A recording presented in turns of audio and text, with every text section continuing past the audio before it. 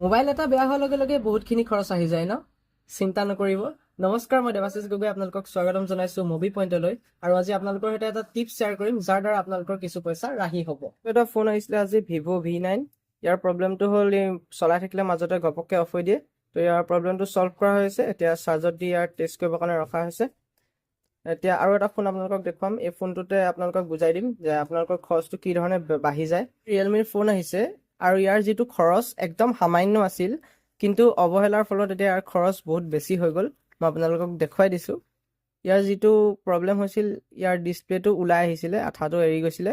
কিন্তু মানুহজনে কি কৰিলে, ডিছপ্লেটো সেইভাগেই চলাই থাকিলে টেপ বা এনেকৈ ৰাবাৰ বেণ্ড মাৰি। কিন্তু এদিন কি হ'ল, তাৰ হাতৰ পৰা যেতিয়া ওলাই পৰিল ফোনটো, ডিছপ্লেটো ওলমি গ'ল, যাৰ ফলত ইয়াৰ ফ্লেক্সডাল ছিগি থাকিল ইয়াত।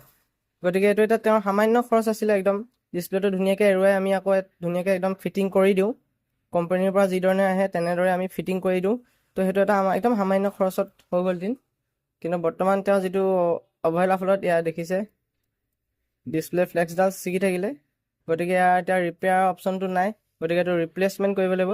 যিটো কামৰ বাবে আপুনি 100 বা 200 টকা খৰচ কৰিব লাগে, তাৰ বাবে যদি আপুনি 1000 টকা খৰচ কৰিবলগীয়া হৈছে, সেইটো যুক্তি অসংগত। গতিকে এইটো ভুল আপোনালোকে নকৰিব।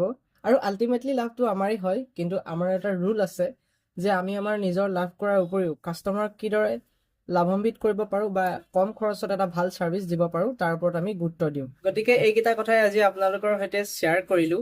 আৰু আপোনালোকে যদি কিবা এনকুৱাৰী কৰিব বিচাৰিছে, তেতিয়াহ'লে আমাৰ নাম্বাৰটোত যোগাযোগ কৰক। আৰু যদি ফোনটোৰ সৈতে কিবা প্ৰব্লেম পাইছে, তেতিয়াহ'লে আমাৰ ষ্ট'ৰ ভিজিট কৰক, নাজিৰা চাৰিআলি, লাহতি পেট্ৰল পাম্পৰ সন্মুখত। আজিলৈ আহিছোঁ, বাই বাই।